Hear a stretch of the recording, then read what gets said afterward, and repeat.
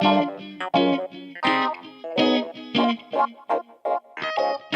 buenos días. Soy Sebastián Vicuña, abogado de la Tax Legal de PKF Chile, y les quiero dar la bienvenida a este webinar sobre impuesto al patrimonio. Este webinar nace en el contexto de la proyecto de ley que quiere implementar un impuesto a los súper ricos en Chile a través de una reforma constitucional. Y bueno, y este tipo de impuestos en particular genera muchas, digamos, posiciones encontradas producto de que no hay un consenso internacional respecto a su practicidad. Algunos lo ven como una buena forma de distribuir la riqueza y otros lo ven como una especie de expropiación por parte del Estado.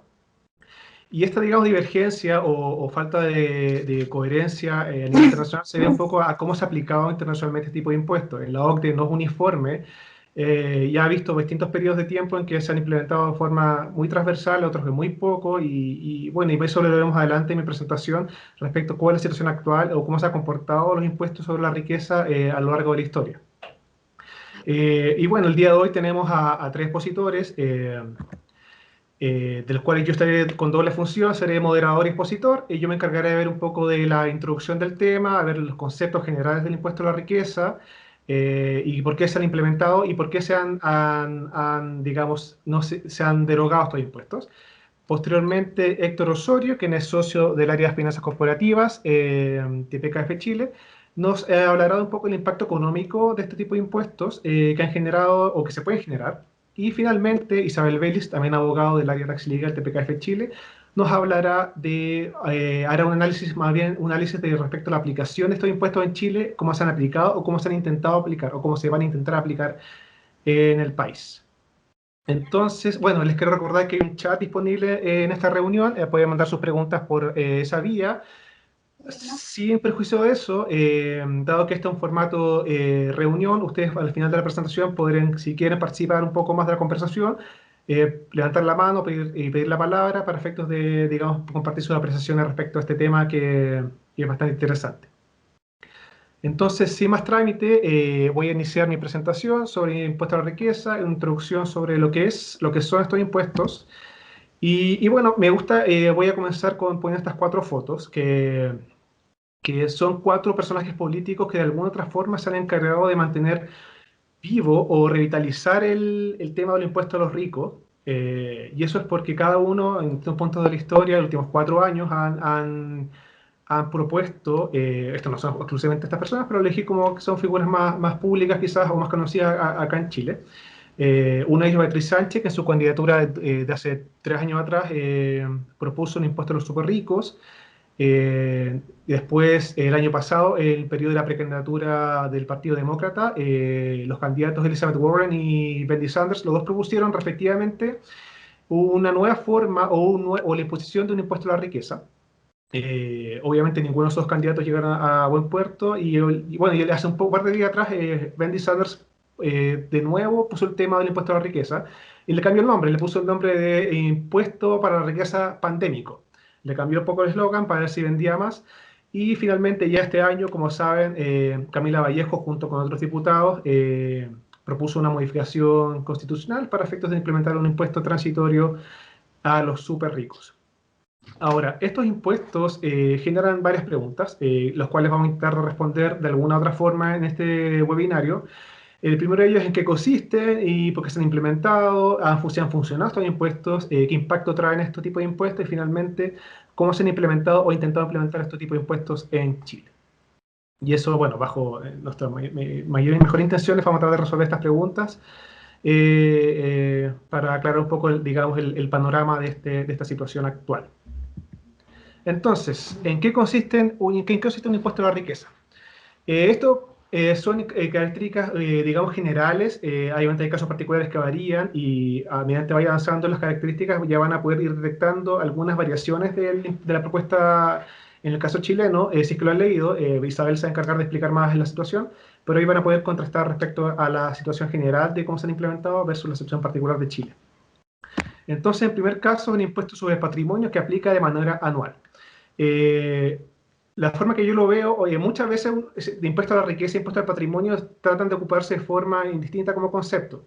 Eh, porque por los temas de traducción, etcétera, pero para mí me gusta más aplicar con impuesto a patrimonio como un tema general, impuesto a la riqueza ya como categoría, una subcategoría que implica un impuesto a los altos patrimonios y a los, digamos, a los súper ricos.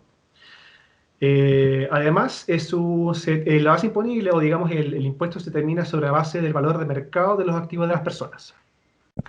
Entonces, eso ya empieza a un poco, empezamos a delinear respecto a cómo quizás algunas dificultades que generaría la implicación de un impuesto de estas características si es que se intenta aplicar, dado que implica un análisis en profundidad de los activos que componen el patrimonio de una persona.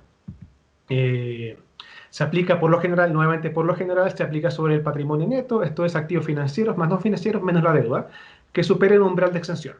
Y eso es siempre, eso ya es algo que general, que también está en el proyecto chileno, que, bueno, la única que está sobre digamos, la situación chilena es que hay un umbral de exención y sobre eso se aplica. Creo que son 2 millones de dólares ese umbral. Eh, Después suelen ser muy progresivos y eso porque la riqueza neta en comparación con los ingresos está muy concentrada. Y eso se debe a que se atribuye una facultad acumulativa y multiplicativa de la riqueza a lo largo del tiempo. Y finalmente se dice que siguen de forma precisa la capacidad de pago de las personas, ya que se descuentan los pasivos digamos, que tienen algunas personas. Ahora, la gran pregunta es por qué se han implementado estos impuestos. O sea, ¿qué ha llevado a distintas jurisdicciones a implementar un impuesto a la riqueza? Y bueno, la respuesta es bastante, no es una sorpresa. Son, digamos, argumentos que se aplicaban para la aplicación de diversos impuestos y así que no debería haber gran sorpresa sobre este asunto. Primero, justicia distributiva se ve como como dije al principio, una forma de reducir la desigualdad y, digamos, evitar que la concentración de la riqueza en ciertos grupos de la sociedad. Eh, Segundo, es una forma de incrementar la recaudación.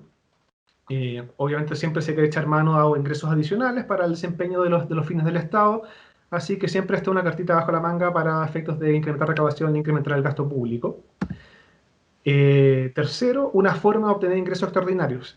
Como veremos más adelante en casos comparativos de la OCDE, esto siempre ha sido, en algunos casos se ha llamado a imponer este tipo de impuestos, o el clamor popular por imponer este tipo de impuestos, ha sido un contexto de grandes crisis económicas, como lo veremos más adelante. Y finalmente, se ve como una forma buena de cubrir las brechas del impuesto a la renta porque digamos, el argumento que se esgrime es que el impuesto a la renta no captura de manera adecuada la capacidad de pago de algunas personas, dado que muchos de estos ocupan vehículos de inversión que permiten dilatar o, digamos, posponer los ingresos que podrían recibir a lo largo de un periodo de tiempo. Así que eso capturaría de mejor forma, cubriría esa brecha existente para ese tipo de impuestos. Ahora, ¿cuál es la situación actual de estos impuestos en la OCDE? En la OCDE se ha visto situaciones estables, situaciones digamos, de gloria respecto a la aplicación de tipo de impuestos, y ese periodo de gloria se vivió a fines de los 90, más que nada en el 99, con 14 países de la OCDE teniendo alguna otra forma un impuesto de esta naturaleza. Eh, pero después del 99 empezó lentamente a decrecer, digamos, la cantidad de países que tenía este tipo de impuestos, hasta llegar a más o menos 4 países con este tipo de impuestos, de los cuales fueron no siempre los mismos, fueron entrando y saliendo países con la aplicación y por distintos motivos, que veremos más adelante además. Entonces, como dije, ¿qué pasó? Por ejemplo, Austria el 94, Dinamarca el 97, Alemania también el 97, los Países Bajos el 2001, Finlandia, Islandia, Luxemburgo el 2006 y Suecia el 2007, todos derogaron un impuesto, sus respectivos impuestos a la riqueza. España tomó un camino diferente, en el sentido que ellos no derogaron el impuesto, sino aplicaron un crédito del 100% contra el impuesto, o sea, dejándolo en cero, y eso fue, por lo que pude averiguar, motivo fundamentado en que era más fácil después reinstaurarlo si es que fuera necesario. Era más sencillo sacar el crédito que volver a discutir la implementación de un impuesto a los ricos. Y eso pasó. Como pueden ver, respectivamente, Islandia y España, producto de las crisis económicas que todos subimos de ello, reinstauraron esos impuestos a la riqueza, para efectos de superar la crisis fiscal que se había generado. Y así en 2017, Francia, Noruega, España y Suiza fueron los únicos países de la OCDE que aplicaron un impuesto al patrimonio neto en ese año. Y ya desde el 2018, Francia eliminó nuevamente su impuesto. Francia es un caso muy interesante porque es de esos países que lo ha implementado, lo ha derogado, lo ha implementado y lo ha vuelto a derogar diversos tiempos de historia. Eh, Así que podría ser un caso de estudio bastante bueno para si es que se quiere aplicar un impuesto de este tipo. Y Bélgica también en 2018 introdujo su versión del impuesto al patrimonio dicho año. Entonces, como se puede ver, es un fenómeno en retirada, o se creía que era un fenómeno en retirada, y la razón por qué era un fenómeno en retirada era porque uno, no tuvo el impacto que se buscaba, no era eficiente, no recaudaba, representaba una parte muy baja de recaudación total, y eso lo puedo ver en, en esta tabla que puse acá en la presentación. Esta tasa refleja la situación del 99, que era el periodo, como dije, digamos, de mayor de la cúspide de este impuesto, donde más países lo tenían implementado. Y como se puede ver, muy pocos países recaudaban sobre un 1% del total de sus ingresos. Finlandia, por ejemplo, con una tasa de un 0,9%, recaudaba el total un 0,15%. Francia un 0,32, Islandia un 0,86, Noruega 1,15, España un 0,48, etc. Los únicos dos países de éxito, comillas éxito, eran Luxemburgo y Suiza, que ambos recaudaban sobre un 2% del total. Y bueno, ahí también pueden ver como ejemplo comparativamente lo que representaba del Producto Interno Bruto y digamos si era una tasa progresiva o una tasa única de la riqueza. Y la otra situación particular era que era muy complejo administrar, muy complejo administrar. Al final, haciendo un análisis costo-beneficio de lo que el resultado da y lo que uno invertía en tiempo de dinero fiscal, tratando de perseguir, fiscalizar, tasar todos estos activos para efectos de aplicación del impuesto, era muy difícil y muy costoso, por lo que muchos países decidieron sacarlo de su sistema tributario. Ahora, era un fenómeno en retirada, pero exactamente, como dije anteriormente, producto de la crisis causada por el COVID-19, se, digamos, volvió a estar en la palestra el tema del impuesto a los super ricos, producto de que hubo un mayor incremento del gasto fiscal para planes sociales, planes de reactivación económica, entre otros. Entonces estaba buscando formas de cómo suplir ese exceso de gasto. Y así es como Canadá, por ejemplo, Chile, Estados Unidos, Inglaterra y en general la Unión Europea, todos fueron propuestos, ya sea por distintos grupos de interés, dígase políticos, ONGs, digamos, los mismos súper ricos que ellos mismos estaban llamando para que le aplicaran un impuesto adicional. eh, digamos, se implementara este tipo de impuestos. Y ahora lo que también motivó o empujó más la discusión y que fortaleció la posición de aquellos que llamaban a la implementación de un impuesto a los super ricos fue la noticia o los reportes por distintos medios de comunicación, dígase Business Insider, The Guardian, etcétera, entre otros, que reportaban que un grupo grande de grupos denominados super ricos del 1% hubieran visto su patrimonio incrementado durante la pandemia, lo cual obviamente genera más sentimientos a favor de que se instaure un impuesto a este grupo de la sociedad. Pero obviamente esta discusión, como dije al principio, tiene razones a favor y en contra de por qué aplicar un impuesto de esta naturaleza. Y esto he resumido, digamos, los argumentos más importantes. Y estos argumentos los pueden encontrar en un reporte de la OCDE del 2018, que resume más o menos las razones de por qué sí y por qué no digamos, las razones a favor y en contra para aplicar este tipo de impuestos. Y que son diversos. Por ejemplo, las razones a favor. Dicen algo que ya dijimos al principio: reducir la desigualdad de la riqueza y promover la igualdad de oportunidades, eliminar parte de los beneficios que la riqueza proporciona por encima de los ingresos. Este punto habla de algunos beneficios más allá de lo económico, de lo tangible. Habla de beneficios intangibles, que habla de poder, estatus, influencia, etcétera, que puede tener un patrimonio abultado y que no es algo que genera renta o que algo económico, como dije, sino que es algo de influencia. Y se quiere cortar esa capacidad de ese grupo de personas a influir de manera indebida en los aspectos económicos sociales de un país. Tercer argumento: el impuesto sobre patrimonio podría ser un sustituto de los impuestos sobre la ganancia de capital, y eso recoge un poco lo que dije anteriormente, que es que se ve como un buen sustituto para parchar un poco, digamos, lo que no logra capturar el impuesto a la renta. Y finalmente se dice que promueve la inversión en capital humano. ¿Por qué? Porque al final el capital humano queda fuera, digamos, de la base imponible de este tipo de impuestos, por lo que se vería incentivado a invertir en este tipo de capital. Ahora, ¿por qué no? ¿Por qué deberíamos decir no a este impuesto? Y esto se repite, muchos argumentos podemos, digamos, extrapolarlo a la categoría de impuestos a la riqueza, pero por transferencia de riqueza, como sería el caso del impuesto a la herencia. Por ejemplo, genera doble esta triple tributación, y eso se puede ver en un ciclo de vida de una persona.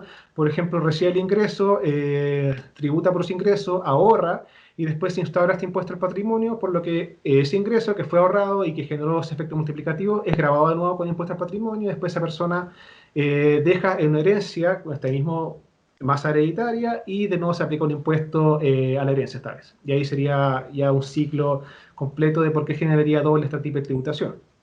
Como segunda circunstancia, influye en las decisiones de ahorro y consumo. Bajo los estándares, digamos, sobre la teoría de los impuestos óptimos, se dice que las personas ahorran para diferir el consumo al futuro. Ahora, sobre este aspecto, Héctor quizás me puede corregir más y precisar más este concepto, pero al final, lo que dice es que al final, si te aplico el impuesto al patrimonio, influiría en decisiones de ahorro y consumo futuro. Así que se ve como algo negativo al respecto. Después, efectos negativos en el emprendimiento, problemas de liquidez, y esto también es algo que genera el impuesto a la herencia, por ejemplo, que se discute siempre cuando se habla del impuesto a la herencia, que básicamente no por tener un patrimonio abultado yo voy a tener la capacidad de pago de un impuesto a los ricos. Y eso, no sé, puede verse un ejemplo más claro del tema, por ejemplo, las contribuciones.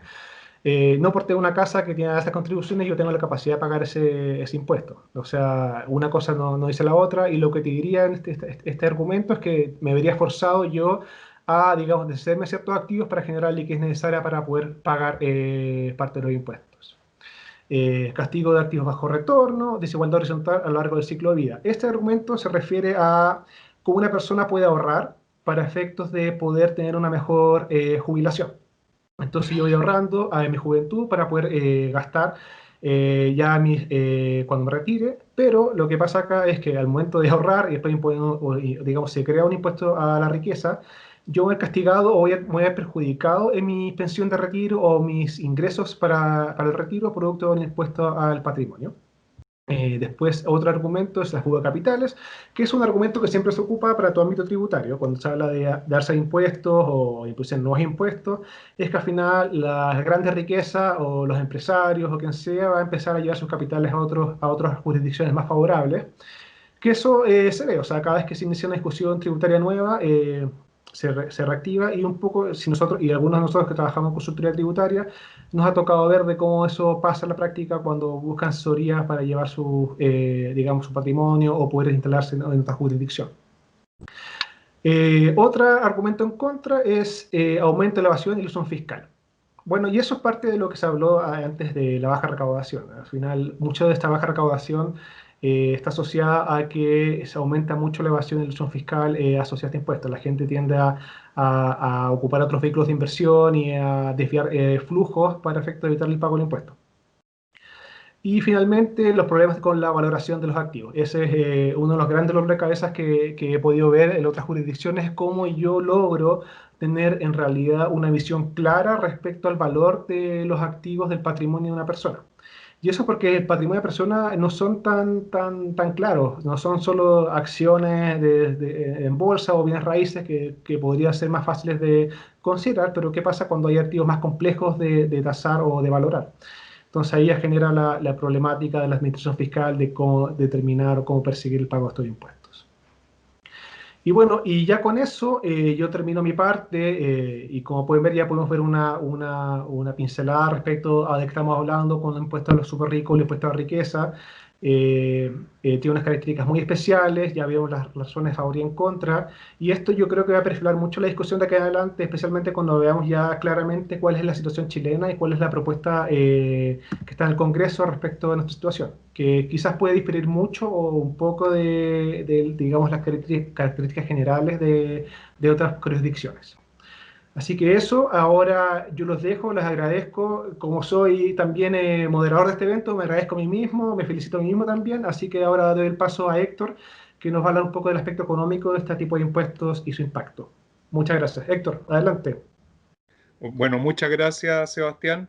Antes de compartir la presentación de esta mañana, quiero también agradecerte por considerarme en esta actividad académica y también transmitir el agradecimiento a la Facultad de Ciencias Económicas y Administrativas de la Universidad de Concepción, que es nuestro socio en este tema.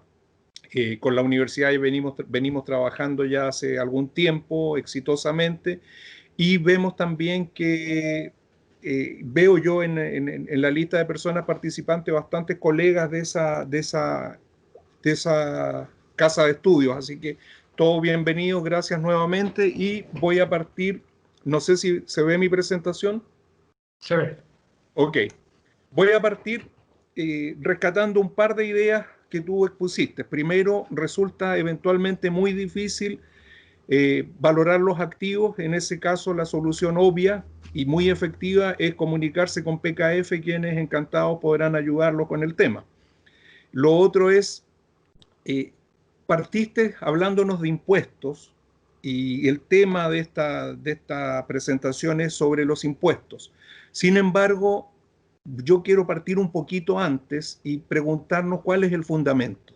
¿Por qué existen los impuestos? Y de verdad este es un tema al que yo quiero que vayamos a reflexionar. Los invito a reflexionar de verdad. ¿Alguna vez nos hemos preguntado por qué existen los impuestos? Porque nacemos y cuando salimos de la clínica a nuestros papás les pasan una factura y le cobran el IVA. Alguien me decía, oye, pero los servicios médicos no llevan IVA. Efectivamente, pero sí lleva IVA los insumos que se utilizaron en el proceso de cuidarnos en nuestros primeros días. Y a lo largo de nuestra vida pagamos impuestos, y la problemática pareciera ser por qué los impuestos son de esta magnitud y no mayores o no menores. Y mi reflexión inicial quiere ser esa, quiere ser cuál es el fundamento de los impuestos. Y el fundamento de los impuestos a lo mejor nos parece obvio: queremos financiar al fisco. Queremos financiar al fisco, y la problemática de quienes administran el fisco es que probablemente quieren hacer más gestión, destacarse más. Podríamos pensar que tienen algún interés secundario en ese proceso, pero sin atender a eso, yo creo que el primer tema es: el fisco necesita financiamiento para realizar las cosas que tradicionalmente esperamos que realice. ¿Y qué esperamos los ciudadanos a cambio? ¿O tenemos derecho los ciudadanos que pagamos impuestos? Y que todos los ciudadanos pagamos impuestos al final. Pagamos impuestos desde que nacemos, ya decía, y pagamos impuestos por las transacciones que hacemos, pagamos impuestos al patrimonio. Hoy día pagamos impuestos al patrimonio. Las contribuciones que tú mencionabas son un impuesto al patrimonio. La patente del auto es un impuesto al patrimonio. Pagamos impuesto a la renta. Y pagamos algunos impuestos especiales que buscan desincentivar que hagamos ciertas actividades, que fumemos, por ejemplo, que bebamos alcohol. ¿Qué esperamos a cambio? Esperamos a cambio un Estado que nos proteja, un Estado que nos dé seguridad, que nos apoye en la defensa y que nos ayude a generar un proceso redistributivo. Pero yo espero que ese proceso redistributivo sea más que redistribución, sea efectividad en esa redistribución. En el fondo, lo que estoy diciendo es, como ciudadano que pago impuestos, quisiera saber o quisiera rescatar la idea de que el fundamento es: financiamos al Estado, pero para que el Estado haga algo productivo. Y ahí surge la primera reflexión profunda. ¿Estamos siendo lo suficientemente efectivos a nivel del Estado para que nuestros impuestos se justifiquen? Y se justifiquen aún más incrementos en nuestros niveles de impuestos actuales. Es una reflexión para la cual yo no tengo una respuesta, tengo una opinión, pero no tengo una respuesta objetiva. Pero el llamado es: cada uno de nosotros reflexionemos sobre esto, preguntémonos efectivamente qué hacemos con los impuestos, qué se hace con los impuestos que hoy día estamos pagando. En Chile tenemos una garantía muy importante y realmente significativa: no tenemos impuesto a inflación, pero también hay señales de que pudiésemos volver a tenerlo en el futuro. Estamos en un proceso constitucional donde muchos de los participantes del proceso no ven en el poder monetario un poder del Estado, como debiera verse en una teoría estatal moderna. Los tres poderes del Estado tradicionales hoy día debieran tener por lo menos dos poderes adicionales, el poder emisor y el poder contralor. Pero hay algunos que insisten y van a insistir profundamente en los meses que vienen sobre el hecho de que el poder emisor debiera ser parte del poder ejecutivo. Acuérdense por favor de esto también. Lo que sí sabemos objetivamente es que en el agregado los impuestos producen un efecto de pérdida social. ¿Qué significa la pérdida social? Significa que en ausencia de impuestos, el equilibrio entre oferta y demanda se produciría en un punto como este que estoy ilustrando, y que eso sería un óptimo social. O sea, si los ciudadanos libremente, sin la presión de los impuestos, pudiesen trabajar, operar, se alcanzaría un nivel, una cantidad de producto C a un precio P. Los impuestos, por el contrario, que generan una pérdida social que al menos está dado por el triángulo, este triángulo que está acá, entre estos tres puntos negros que estoy señalando, que se produce ¿por qué? Se produce porque el precio, en el ejemplo que tengo en pantalla, se produce porque el precio que reciben los vendedores es menor que el precio que reciben los compradores, es menor que el precio que perciben los compradores. La diferencia obviamente es la cuantía del impuesto que se lleva el fisco para los efectos que ya hemos señalado. Se produce entonces lo que llamamos una pérdida social. El punto óptimo anterior, este que estoy señalando, ya no se alcanza un nivel de producción menor a la que se alcanzaría en ausencia de impuestos. Ese nivel de producción menor es una pérdida. Si antes producíamos una cantidad X y hoy día producimos una cantidad menor, eso es algo que en la sociedad ya no está disponible. Las personas que forman la sociedad ya no tienen acceso a esos recursos, como bienes terminados, como productos que querrían tener en sus manos. El gráfico que estoy mostrando, por si alguien quisiera recordármelo, estoy pensando en un impuesto a la transacción, básicamente. Es verdad, pero con un impuesto de otro tipo, digamos un impuesto al patrimonio o un impuesto que signifique algún grado de costo como el impuesto a la renta, lo único, el gráfico sigue siendo esencialmente lo mismo, o más bien la pérdida sigue existiendo, y lo graficaríamos como un desplazamiento de la curva de oferta hacia arriba. De nuevo alcanzaríamos un equilibrio distinto a aquel que queremos alcanzar o a aquel que alcanzaríamos en un escenario sin impuestos. Esto es teórico, me podrá decir alguno de los economistas keynesianos que hoy día están volviendo con tanta fuerza y que están dedicados hoy por hoy a buscar fallas en el mercado. Bueno, la gran falla del mercado es que en el mercado real existen impuestos que nos alejan de la pérdida del equilibrio social, del equilibrio óptimo. La cuestión entonces es, ¿queremos pagar impuestos? ¿Estamos dispuestos a pagar impuestos? Y yo creo que sí, que el ciudadano medio, a pesar de la pérdida social que estamos mostrando en pantalla, va a estar dispuesto a pagar impuestos porque valora el hecho de que existe un Estado que nos da seguridad, que nos da protección, que ayuda a la redistribución del ingreso, que apoya a aquellos sectores que tienen menores accesos y los apoya compensando, subiendo su posibilidad de que accedan a educación, a alternativas de trabajo, etc. Pero la cuestión vuelve a ser un problema de equilibrio. Y por favor no nos olvidemos de esto, el equilibrio. ¿Cuánta pérdida estamos dispuestos a soportar como sociedad, como contribuyentes, en función de la ganancia que vamos a obtener? Porque en economía las cosas no se hacen si no es con una lógica económica, y una lógica económica es una lógica de maximizar la utilidad o minimizar la pérdida. La pérdida es evidente, ya podemos saber cuánto producto se pierde, cuánto nos alejamos del equilibrio que mostraba antes, en función o con el objetivo de generar esta ganancia. ¿Ganancia en términos de qué? De financiamiento del Estado y sobre todo de redistribución. Todos queremos financiar al Estado para las cosas que ya he dicho y queremos financiar al Estado para que nos ayude con la redistribución. Pero de nuevo es la pregunta, ¿estamos redistribuyendo bien? De los recursos que se cobran, la cantidad que efectivamente llega a quien lo necesita, estar directamente correlacionada. Hay una relación, no digo 1 a 1, pero hay una relación fuerte. Es decir, si yo cobro 1.000 millones de pesos en impuestos. Esos 1.000 millones llegan en qué grado a quien efectivamente lo necesita. No es fácil de medir, no es fácil de cuantificar, pero hoy día con los instrumentos que tenemos en el análisis económico, con las herramientas que manejamos en nuestra paleta de herramientas económicas, podemos medirlos. Y cuando tratamos de medirlo, nos encontramos sistemáticamente con que hay una gran pérdida, que lo que se cobra no llega necesariamente a quien lo necesita o a quien está destinado, sino que se queda en el camino. Fíjense todavía que en nuestro país, y probablemente el ser una economía OCDE nos ayuda en esto, todavía no se pierde mucho, pero también se pierde, todavía se pierde. No es una relación directa o una relación que sea fácilmente entendible por la población. Nos están hablando ahora de un impuesto adicional. Ok, se lo vamos a cobrar a los más ricos. Entonces, como los más ricos son una minoría, a nadie le pareciera preocuparle de verdad.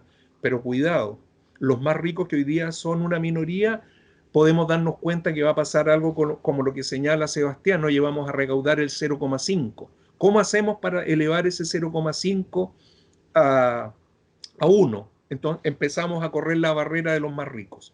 Y en algunos casos se dan ridiculeces como lo que está pasando en Argentina hoy día, que el umbral de riqueza son $35.000.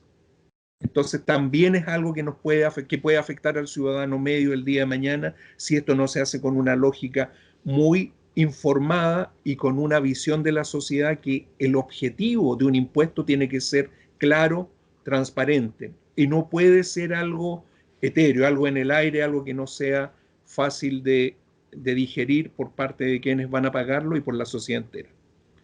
En el fondo aquí rescato algo que para quienes trabajamos en un negocio de cualquier naturaleza, quienes somos ejecutivos, directores o consultores, sabemos que no se puede administrar sin cuantificar. Y de nuevo esta es una invitación. Fíjense ustedes en la discusión política de hoy día, cuánto efectivamente se está cuantificando. Se cuantifica cuál sería la esperanza de recaudar, pero no se cuantifica la productividad que tendría esa recaudación marginal. Y si me están diciendo vamos a recaudar 100 millones de dólares, 50 millones de dólares, lo que sea, también debieran ser capaces de decirnos quienes están proponiendo esto, cuál va a ser la renta social que se va a obtener de ese cobro adicional. ¿Por qué es importante cuantificar? Porque hoy día lo que vemos es el efecto némesis. El efecto némesis. Todo lo que me están escuchando esta mañana han escuchado de impuestos. Muchos de los que me están escuchando son especialistas. Otros son tributadores seriales, dirán algunos. Todos hemos escuchado de impuestos, pero del efecto némesis dificulto que alguien haya escuchado y es algo que a mí me parece lo central en mi presentación. El efecto némesis obedece a la idea de la divinidad griega Némesis, que era una divinidad que tenía por objetivo equilibrar, castigar a aquellos que eran muy felices y premiar a aquellos que eran muy infelices. En el fondo, la némesis, si eras muy feliz, te daba algo de infelicidad, y si eras muy infeliz, te daba algo de felicidad. El efecto némesis a nivel de impuesto, y por favor, rescatemos este concepto, es la idea de castigar a quienes son demasiado ricos. No tiene otro sentido. Volvamos a pensar en la discusión tributaria que ha existido en este país y que existe en el mundo. Nadie dice efectivamente la rentabilidad social de este impuesto marginal va a ser esta. Siempre, y por favor, no quiero ser majadero, pero recordemos la discusión política y estemos atentos a la discusión política que viene. La lógica impositiva es castigar a quienes son demasiado ricos, a quienes a juicio de alguien tienen mucha plata y por lo tanto son muy felices, tenemos que castigarlos. Esa es la lógica. No hay una lógica de productividad económica, de maximización de la riqueza, ni siquiera de redistribución. Hay una lógica de castigo. Y cuando en una sociedad construimos las lógicas jurídicas y las lógicas legales en función del castigo, estamos construyendo la debacle de una sociedad. No quiero ser exagerado tampoco, pero el efecto némesis es el efecto que prima en la discusión impuestos. Hay una también aquí, quiero rescatar el siguiente bullet, que hablo de la curva de Laffer. Me refiero con la curva de Laffer a la teoría de Arthur Laffer, que fue un profesor norteamericano que estuvo muy relacionado con Nixon, con Reagan y con Dick Cheney también. Comprenderán ustedes que estaba más cerca del Partido Republicano. Pero ¿qué nos dice Laffer? Laffer nos dice dos cosas. Hay dos formas de obtener cero ingresos tributarios. La primera forma es cobrando una tasa de cero. La segunda forma es cobrando una tasa de 100%. Si cobramos cero impuestos, vamos a recaudar cero. Si cobramos 100% de tasa, vamos a recaudar cero. ¿Por qué? Porque nadie va a trabajar para que el Estado le retenga el 100% de lo que produjo. No tendría sentido, ¿no es cierto? Además que nos moriría. Entonces, entre este punto, entre el punto 0 de tasa y el punto 100 de tasa, debiera haber un equilibrio, una tasa que maximiza la recaudación. Si de verdad el objetivo es maximizar el financiamiento, maximizar las posibilidades de financiamiento del fisco, nuestro objetivo como analistas debiera ser identificar cuál es la tasa de recaudación que maximiza el ingreso del fisco. Pero de nuevo les pregunto, ¿ustedes han escuchado en alguna de las proposiciones que están vigentes hoy día un estudio como el de Laffer o una propuesta como la de Laffer? No, no la han escuchado. Dicen hay que subir la tasa y pareciera que mientras más se sube la tasa, más se recauda, lo que es una falsedad absoluta.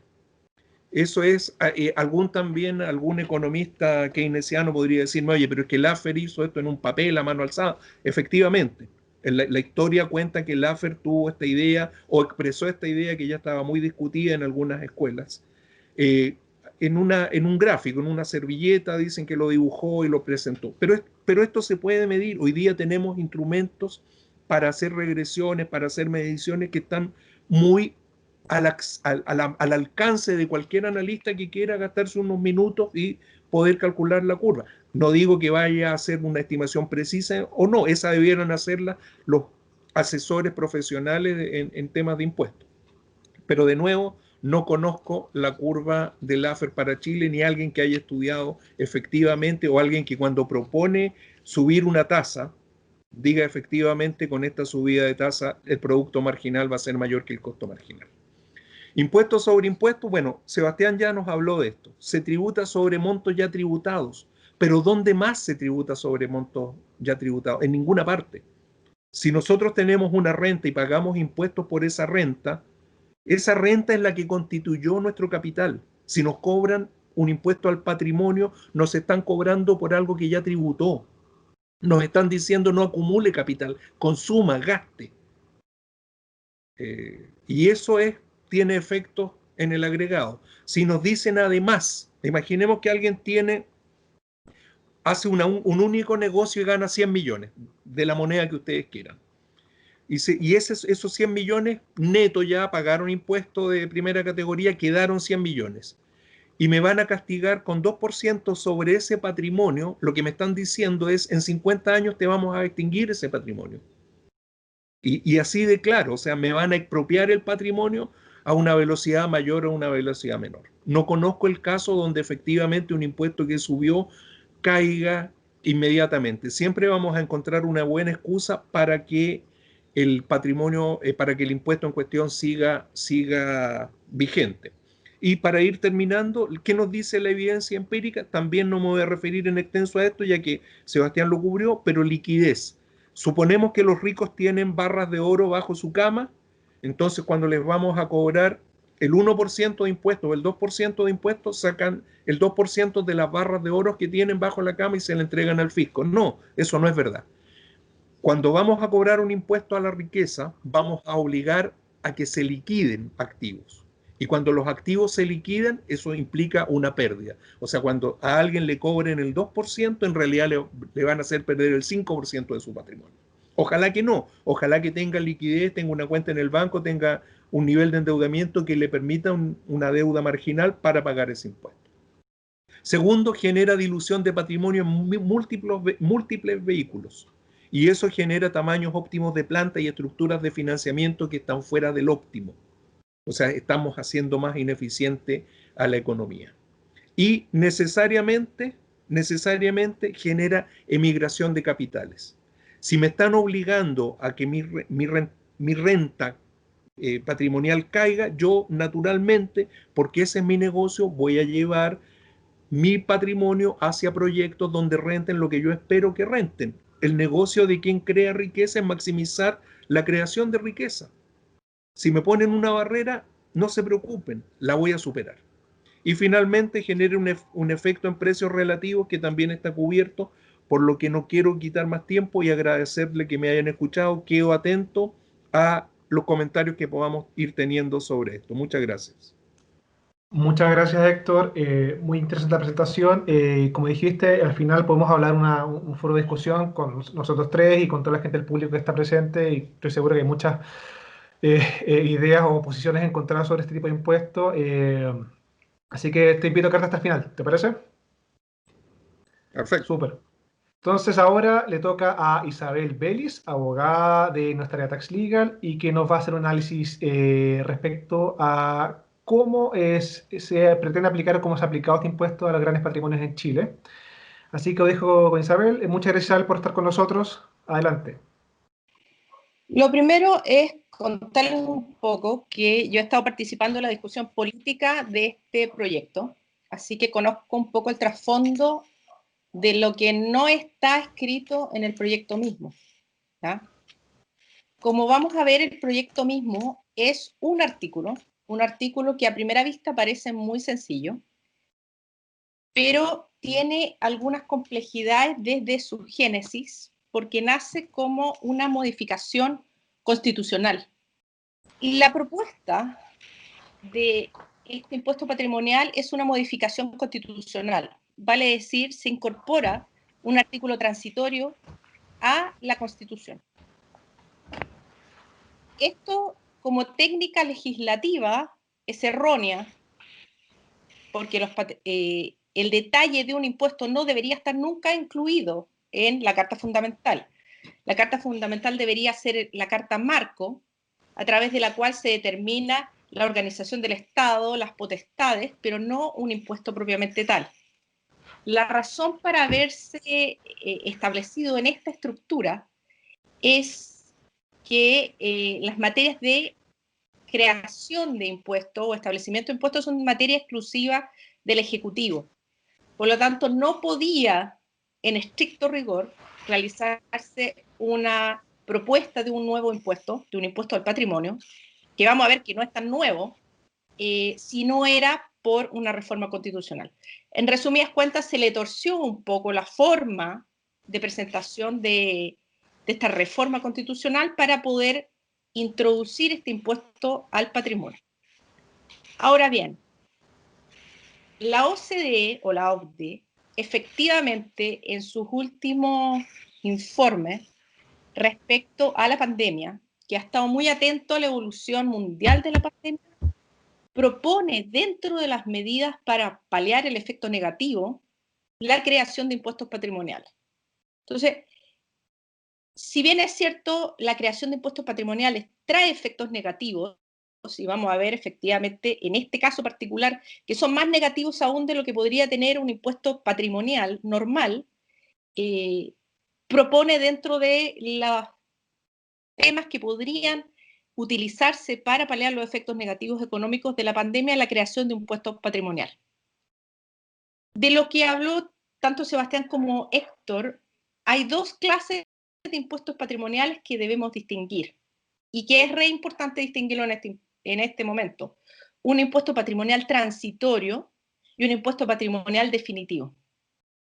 Impuestos patrimoniales transitorios han existido en el mundo. Por ejemplo, en Colombia, un impuesto patrimonial transitorio se creó después de uno de los grandes terremotos para recaudar y paliar los efectos del terremoto. Y impuestos patrimoniales definitivos como es el caso de Uruguay y de Argentina. El impuesto patrimonial transitorio que existió en Colombia después se transformó en definitivo. En Colombia, este impuesto patrimonial para paliar efectos de desastres naturales se ha utilizado por lo menos en 5 ocasiones, de formas distintas. Ahora, como ven, el artículo es un artículo extremadamente sencillo, pero tiene varias particularidades. Una, se llama impuesto al patrimonio, pero vamos a ver que como patrimonio propiamente tal no es. A las grandes fortunas personales, por lo tanto grava a las personas naturales. Y aquí viene un gran tema. No está destinado a la recaudación, ni está destinado a solucionar un tema de justicia distributiva. Chile, dentro de los índices de la OCDE, tiene un índice Gini, que es el que mide la redistribución de los ingresos, bastante malo, digamos. Ahora, este índice Gini, en el caso de Chile, es un Gini que debería ser modificado, porque el índice Gini considera dentro de sus variables las prestaciones de seguridad social, que en el caso de nosotros son prestaciones privadas en su mayoría, ¿no? Un tema que en su momento consideró el ministro Valdés y también el que era el director del Servicio de Impuestos Internos. El índice Gini, que ha sido el considerado para determinar los problemas de redistribución en Chile, debería ser modificado, y en ese caso nosotros estamos mal, pero no tan mal. Pero este impuesto y esta propuesta no está destinada a la redistribución. Tiene un destino específico, que es el financiamiento de una renta básica de emergencia por el tema de la pandemia. Este punto, además, es ilegal e inconstitucional. No es posible establecer un impuesto con un destino específico. La Constitución misma indica que no es factible hacer esto. Siempre el impuesto debe ingresar a arcas generales de la nación. O sea, tenemos que es una reforma constitucional, situación absolutamente irregular, y además que se destina a un financiamiento particular. Tampoco está permitido por la Constitución. La tasa, como veremos más adelante, es un 2,5, y otro tema que es absolutamente relevante es que respecto al patrimonio bruto, no es patrimonio neto. Vamos a desglosar este patrimonio bruto y vamos a ver cómo se determina. Patrimonio bruto, por lo tanto, no hay deducciones. Son todos los bienes que tiene una persona natural que reside en Chile, tanto que se encuentran en Chile o en el exterior, y que sea superior a 22 millones de dólares americanos. Los cortes, en general, en la literatura comparada son bastante más bajos. Argentina tiene un corte aproximado de 33.000 dólares, lo que es muy bajo. Uruguay tiene de 112.000 dólares en estos minutos. Este corte trae para la realidad nacional a un potencial universo gravado de 800 personas a 1.200 personas. Eso es el estimado. Acá viene un gran tema, que es el plazo para enterar el impuesto, que son 30 días corridos desde la publicación de la reforma. Esto implicaría que el potencial gravado debería liquidar bienes en 30 días corridos, lo cual claramente es un plazo muy corto para liquidar bienes, pero está realizado con el fin de generar esta renta básica de emergencia. Ese es el fin que tiene. Ahora, análisis comparado en el mundo. Ya vimos que en el mundo sí ha existido impuesto patrimonial, pero no han sido permanentes en su mayoría. En este momento quedan 6 países con impuesto patrimonial que continúan vigentes.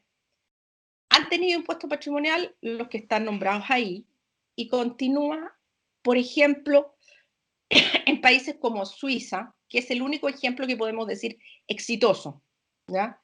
Teniendo una recaudación del 1% del PIB. Ahora, España está en una situación muy particular, porque como bien dijo Sebastián, España no se ha derogado, sino que existe un crédito total, pero se aplica en forma parcial de acuerdo a las subdivisiones regionales de España y con distintas tasas. La tasa más alta es la tasa del 2,5. Dentro de estos ejemplos podemos ver que en Suecia se utilizó con el fin de sustentar la evolución de la educación, pero terminó el 2006, y todos tienen una duración alrededor, lo máximo hasta el 2006, no más allá. Ahora, en Chile sí existió impuesto patrimonial. No es la primera vez que existe un impuesto patrimonial en nuestro país. Esto sucedió durante el gobierno de Eduardo Frei Montalva, era la ley 17.073 del año 68. Ahora, eran sujetos de este impuesto todas las personas naturales, o sea, el enfoque era el mismo, y tributaban por la totalidad de su patrimonio, igual que la propuesta de ahora. ¿Ya? Cualquiera estuviera donde estuvieran, daba lo mismo donde estuvieran los bienes. En el mensaje de esta ley, Eduardo Frei dice lo siguiente: este impuesto patrimonial, a diferencia del anterior a la renta presunta, hay que tener en consideración que en esa época existían 6 cédulas de impuestos, se determina directamente sobre el valor del patrimonio líquido de los contribuyentes, y aquí ojo porque es líquido, en el caso de la propuesta es bruto, y constituye una figura impositiva ampliamente aceptada en la doctrina y consagrada en las legislaciones de numerosos países. Estamos hablando del año 68. Esto se debe a que justamente el patrimonio es considerado uno de los elementos que revelan la capacidad contributiva de las personas, conjuntamente con su renta y el volumen de sus consumos, por lo cual la imposición de los patrimonios viene a complementar la tributación actualmente existente. Ese era el marco referencial de esa época. En este caso, la renta imponible era el patrimonio líquido, que era la diferencia entre los activos del patrimonio, que se determinaba de acuerdo a las normas de la ley de la renta en ese minuto, y el pasivo del patrimonio. Como veremos, la propuesta actual es sin deducción, lo cual es gravísimo. Y la tasa era en escala desde los 35 sueldos vitales, a día de hoy, hasta de un 1,6 hasta un 3%, pero iba en una escala similar al global complementario de la época. Y grababa la acumulación de activos netos en paralelo con la renta.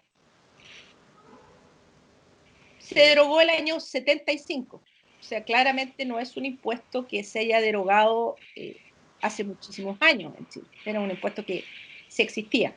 ¿Cuál es la razón para el bajo uso de esta clase de impuesto a nivel mundial? La ineficiencia, los efectos colaterales, la doble tributación, incluso en algunas situaciones triple, que se considera confiscatorio, y el destino de los recaudados, que es un gran tema. Pasemos a la ineficiencia. Aquí hay una tabla que es desarrollada en base a los datos de la misma OCDE y con una evolución bastante larga, desde el 65 en adelante, de la recaudación por el patrimonio, por este impuesto. Como podemos ver, el nivel de recaudación generalmente es muy, muy bajo. Todo esto es en relación al PIB, ¿no? El único que tiene una tasa relevante de recaudación en relación al PIB, como veremos, es Suiza. Suiza es el que ha logrado la mayor tasa de recaudación en relación al PIB. Ahora, aquí viene un comentario. En general, van a ver que aquellos países que fueron en algún momento considerados de baja o nula tributación, o como lo conocemos nosotros como paraísos fiscales, en su salida de paraíso fiscal, entre comillas, generan un impuesto al patrimonio. Pasa con Suiza, pasa con Luxemburgo, pasa con Uruguay. Esto es una contrapartida, una contraprestación de la baja tributación que genera la inversión de extranjeros en el país, como una compensación de esa tributación. Si nosotros, obviamente, nosotros no estamos, ¿no? Pero hay situaciones en que claramente el rendimiento del impuesto es bajísimo, incluso en países como Suecia, en que el sistema recaudatorio es bastante eficiente, ¿no? que ese es otro tema, la eficiencia de lo recaudado versus el gasto en recaudación. En el caso de nosotros ni siquiera está valorizado en el proyecto de ley.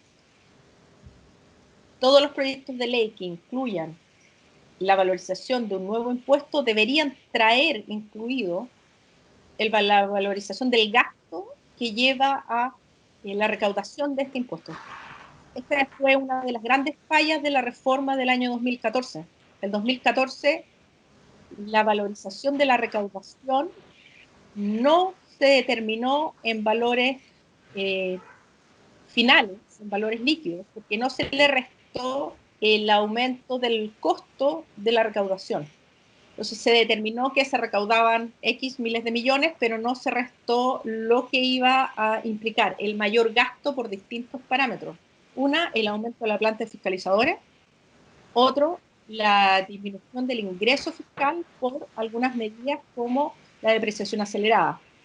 Esta propuesta no trae aparejada la determinación de este mayor costo de recaudación, ¿no? Entonces, se indica que se va a recaudar un monto determinado y este monto determinado está en el impuesto. ¿Cómo se hace esta aproximación de lo que recaudaría y que en realidad no es una forma muy lógica de determinarlo? Como les decía, su eficiencia recaudatoria es extremadamente baja, es marginal. Las recaudaciones de este impuesto solamente han tenido una recaudación más o menos significativa en Suiza, y tenemos que considerar que nosotros no tenemos la estructura que tiene Suiza de recaudación fiscal. Suiza tiene una doble recaudación fiscal por cantón y general. Nosotros no tenemos esa estructura. Este proyecto contempla una recaudación directa y no considera los gastos, cosa que ya les dije, y vamos a ver que además no considera algunas otras variables en la determinación de la base, y el universo que está determinado en base, curiosamente, a lo que financieramente supone este proyecto que tiene este universo de los patrimonios más ricos, que sería lo que indicó la revista Forbes que tenían. En base a este supuesto patrimonio que tenían, que es un patrimonio además financiero que tenía la revista Forbes, es que se multiplica este patrimonio financiero por el 2,5 de la tasa. No hay una determinación del verdadero rendimiento considerando la valorización que debería ser, ¿no? Es una determinación del rendimiento del impuesto en base a esos parámetros. Efectos colaterales negativos, ya los habló mayoritariamente Héctor. Se ha discutido porque hay algunos economistas que determinan que no existirían estos efectos negativos, sobre el crecimiento económico, la inversión, el ahorro y el emprendimiento, sobre todo Hanson, en que dice que empíricamente estos impuestos tienen un efecto negativo y hace su análisis propio, pero hay algunos que dicen que no se produce este efecto negativo y que este impuesto no genera una contracción ni en el ahorro ni en el emprendimiento. Hay otros trabajos, además, que también determinan que existe este efecto negativo, como un trabajo de Tansey, y hay otros aquí autores que se nombran que también determinan que distorsiona las decisiones de inversión principalmente y propicia el aumento del gasto. En el fondo es, ¿para qué voy a ahorrar si me van a terminar grabando este ahorro y voy a terminar a la larga perdiéndolo? El impuesto me va a consumir lo que yo voy a ahorrar.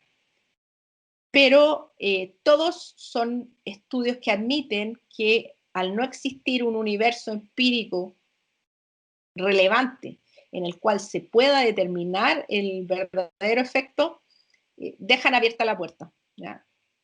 Los que presentaron el proyecto obviamente tienen los estudios económicos contrarios, ¿no? No hay que pensar que este proyecto no tiene sus estudios económicos, porque sí los tiene.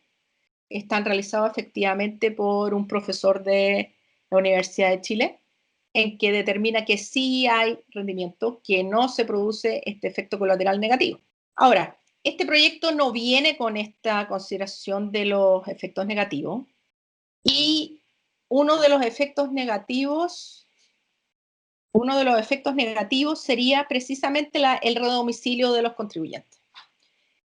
Esto no es extremadamente complejo, es bastante sencillo, ya que el redomicilio basta con estar 183 días fuera del país. ¿No? El concepto de domicilio o residencia en Chile para efectos tributarios son el estar 183 días seguidos en un periodo de 1 año o 2 años. Por lo tanto, no es de una extrema dificultad para un alto patrimonio redomiciliarse, salir del domicilio. No hay que confundirse entre el domicilio tributario y la nacionalidad. Son cosas totalmente distintas. La determinación del domicilio tributario que lleva a la tributación no es lo mismo que la nacionalidad. Pero no es una extrema complejidad.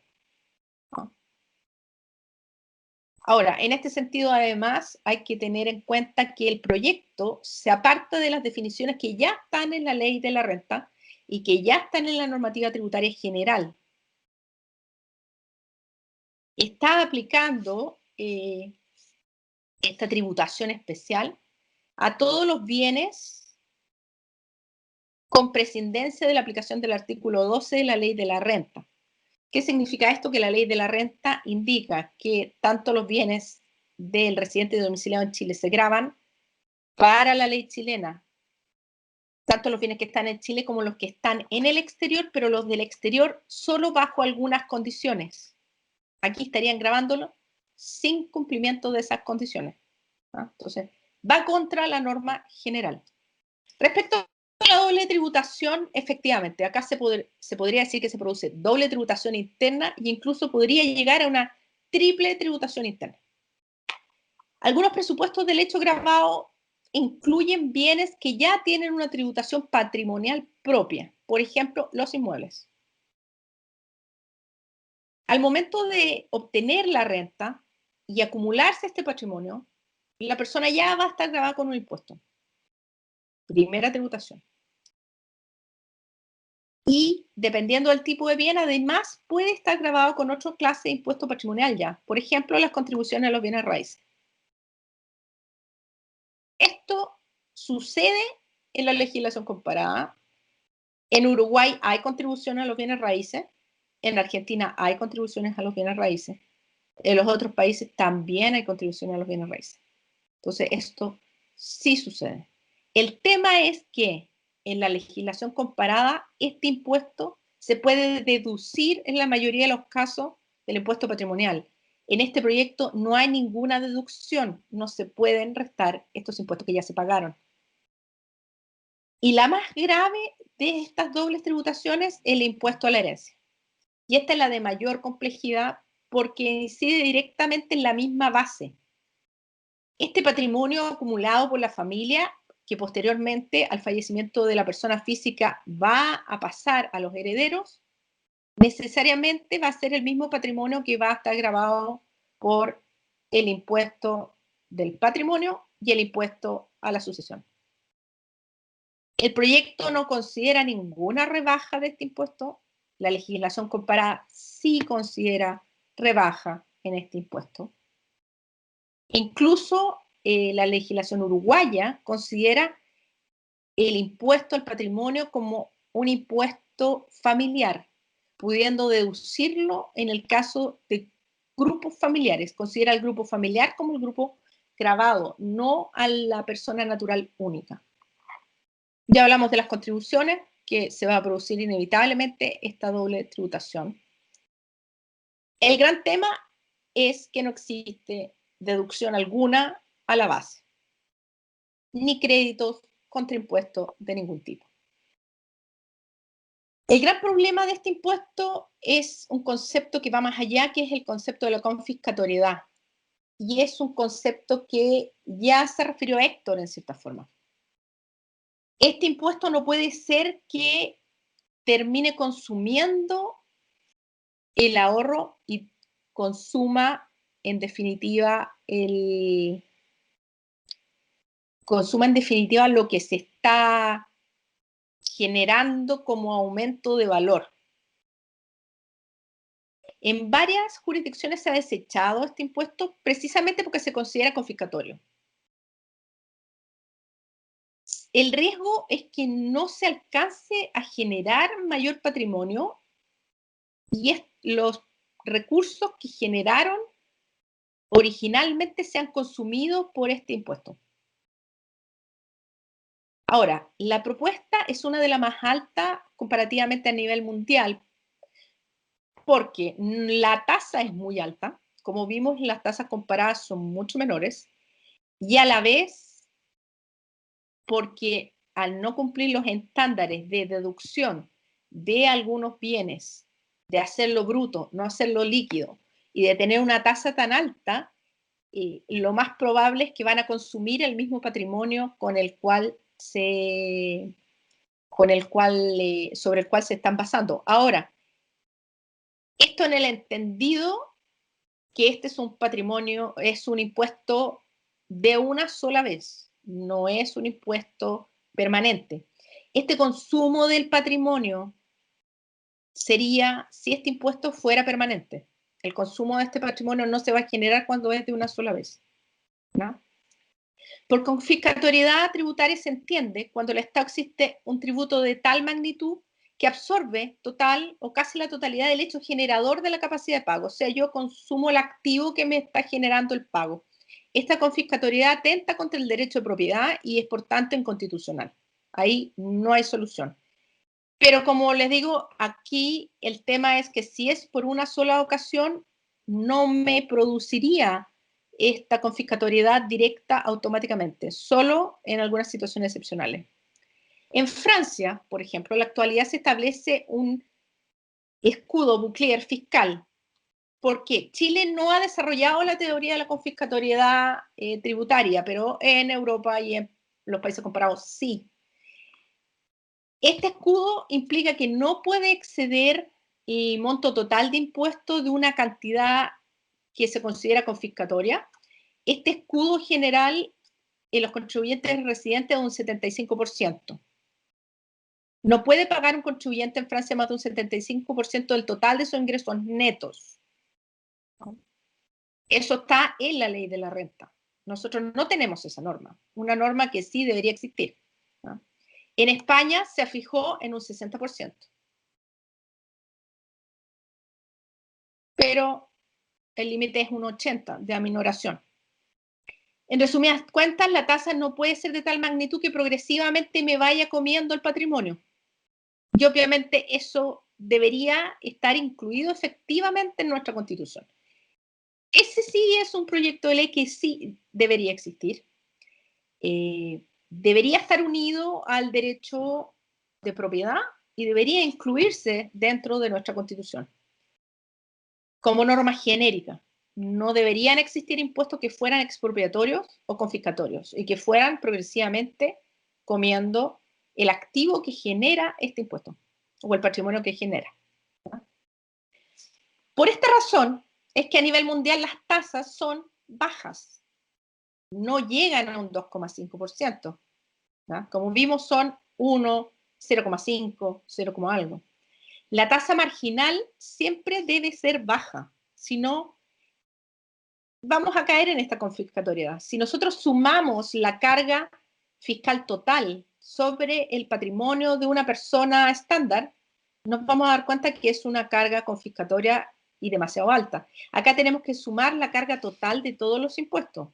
Impuesto a la renta, impuesto al patrimonio, si es que existiera uno nuevo, más los que existen, contribuciones, herencias, IVA, toda clase de impuestos es alta. Ahora, en los análisis de la OCDE nosotros estamos bajo la carga promedio mundial de impuesto personal a la renta. Esto por el sistema que teníamos, que ya no tenemos, de la deducción del crédito de primera categoría sobre el impuesto personal. Es un mito que nosotros estemos bajo la carga de impuestos a las empresas. Nosotros no estamos bajo en promedio mundial respecto a la carga de impuestos a las empresas. Sí estamos bajo respecto a el impuesto personal, pero existe una distorsión en esta medición porque no se considera en esta carga algo extremadamente relevante. A nivel mundial, dentro de esta carga se consideran otras cargas que pagan las personas al Estado, que son las cargas sociales. En el caso de Chile no se suman las cargas sociales porque son con entes privados. Estas cargas sociales sí se suman en el resto de los países. Previsión, salud, se suman a estos índices en el resto del mundo. En el caso de nosotros, no. Por lo tanto, ese ajuste y esa distorsión debería tenerse en consideración, lo mismo que cuando yo les expliqué el tema de la consideración del índice Gini, y no se realiza ese ajuste, ¿no? Entonces, no estamos dentro de la media, pero no estamos tampoco tan alejados como la OCDE lo indica, ¿no? Gracias. Este proyecto no cumple con la racionalidad de la tasa, ¿no? La tasa propuesta tiene que ser racional, no puede ser confiscatoria, tiene que tener una racionalidad con el resto de los impuestos, ¿no?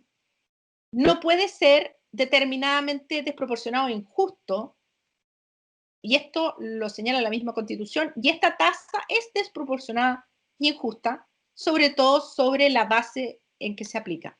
El destino de lo recaudado, y aquí es un tema muy complejo y quería pasar un poco y retomar lo que habían dicho los otros expositores, porque aquí hay varios temas en este destino de lo recaudado. Uno, el proyecto mismo tiene un destino de lo recaudado particular, que es esta renta transitoria por la pandemia. Como vimos, esto legalmente no sería procedente, es inconstitucional. No se puede determinar un impuesto a un fin determinado, no puede estar afecto a un fin determinado. Así todo, no busca la redistribución. Por lo tanto, ese no es el fin que tiene este proyecto. No estaríamos mejorando la redistribución. Es solamente la recaudación puntual para un fin determinado. Y ahí claramente nos vamos a la teoría de para qué existen los impuestos, ¿no? Y aquí claramente esto podría ser debatible. Como yo les mencioné, la OCDE efectivamente en los últimos análisis que ha realizado respecto a la pandemia, a los efectos económicos negativos, dentro de su análisis dice que podría ser tal vez plausible utilizar un impuesto de este tipo para paliar los efectos negativos. ¿Es razonable utilizar un impuesto de esta forma directamente para paliar los efectos negativos de una pandemia? ¿Es el único método? ¿Es el mejor método?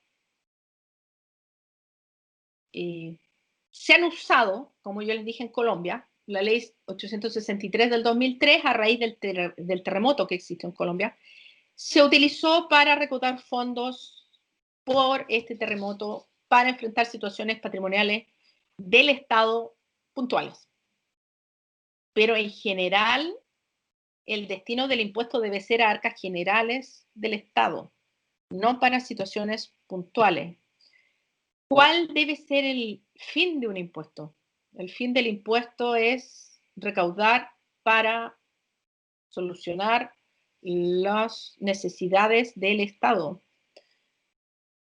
En ese sentido, esta generación de un impuesto transitorio que no está mirado o no va a solucionar un tema de redistribución que va a paliar una situación puntual, ¿será el mejor mecanismo?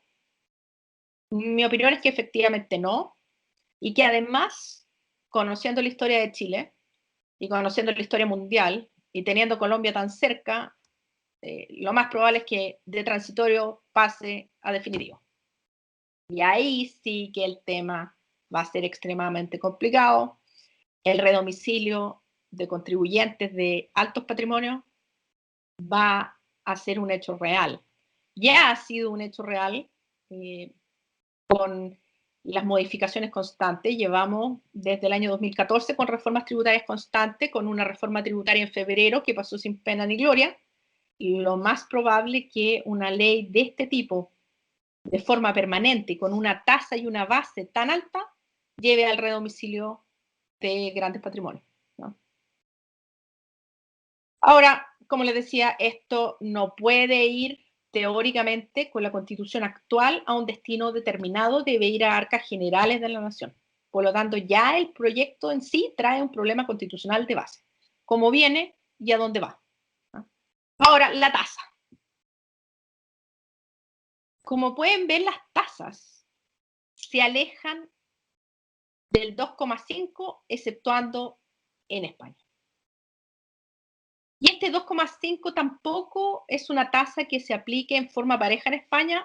España lo aplica de acuerdo a la tasa que cada subdivisión regional determina y que está suspendida en muchas de las subdivisiones regionales.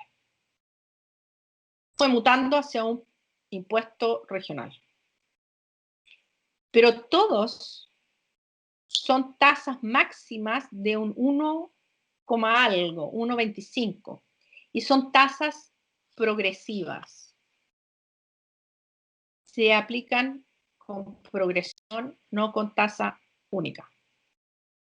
Y tienen un inicio de impuesto más o menos bajo.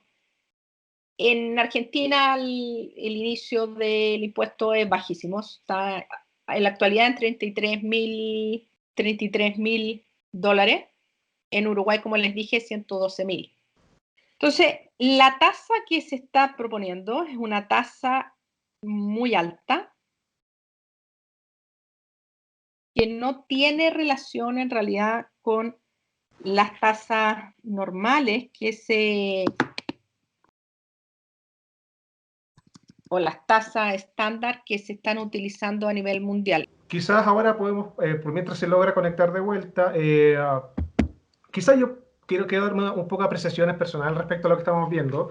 A primera vista podría ser que estuviéramos viendo, comparando peras con manzanas, en el sentido de que el estándar mundial iba por un camino y nosotros estamos yendo por otro camino totalmente diferente en cuanto a la tasa aplicada, a la metodología aplicada, a cómo se va a implementar, porque al final se ve como una especie de asalto a mano armada, en el sentido de que 2,5% tienen 30 días para pagar, una sola vez, reforma constitucional, como poca espacio para reaccionar. Entonces, como se puede ver, al final fuera el estándar totalmente, y eso quizás fuese un poco riesgoso, específicamente si es que consideramos que esto se puede transformar en una especie de impuesto permanente. Entonces yo no sé, Héctor, cómo tú ves el proyecto, si bien el alcance es bastante poco en cuanto a la población, que eran, como dijo Isabel, 800, 1.200, pero está el riesgo de la relocación de capitales, que como dijo Isabel, es bastante sencillo en el tributario. Sí, no, mira, a mí me parece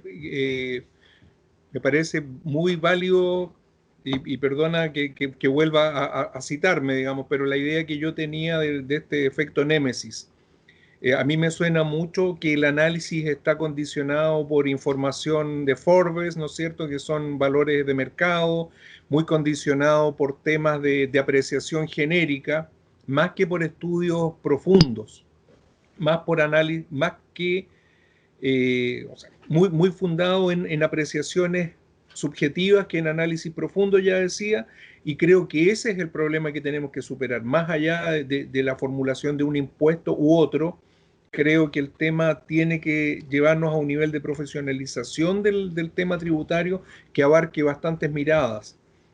Hoy día no veo una fuerte presencia de especialistas de verdad.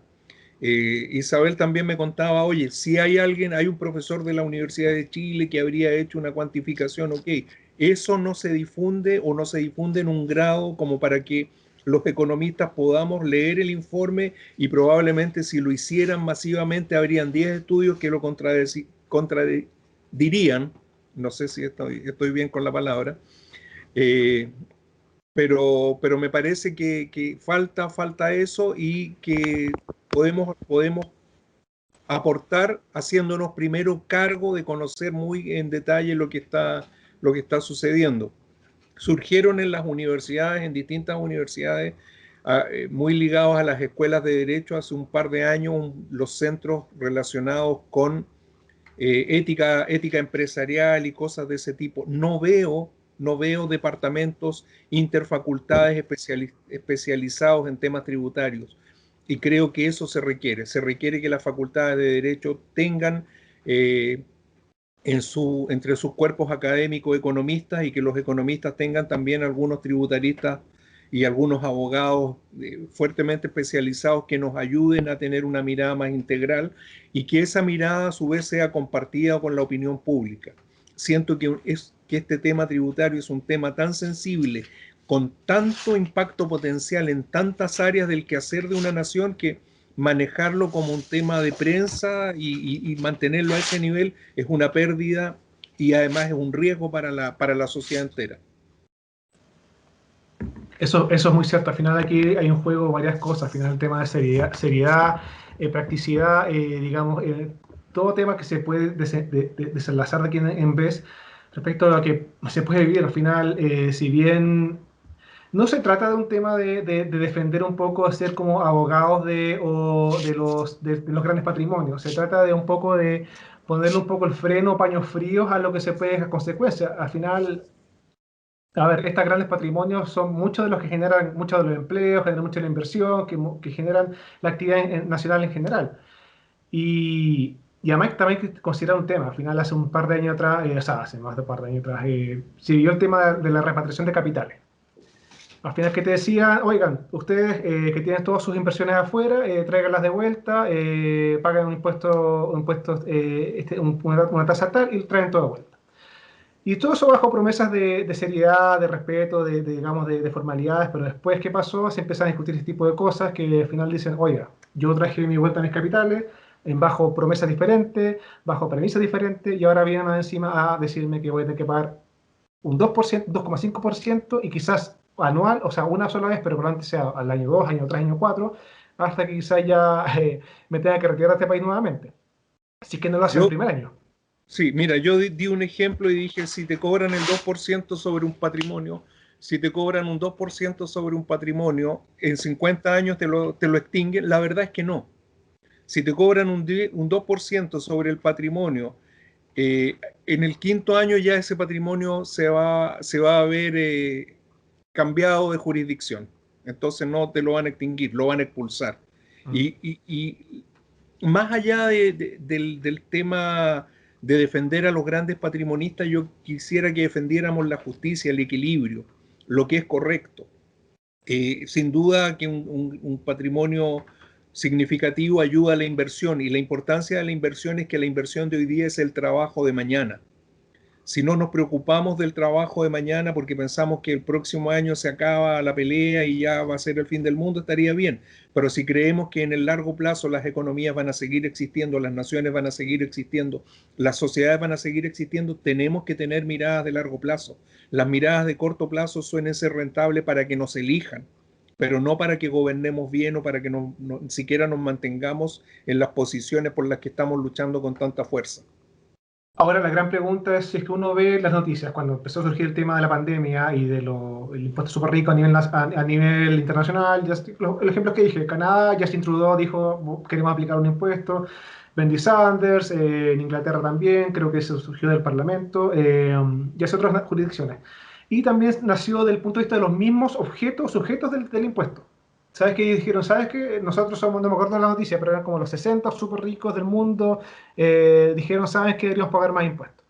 Entonces, bajo tu apreciación, ¿qué hace que ellos tomen esa posición ¿sabes qué? Venga por nosotros, háganos pagar más impuestos?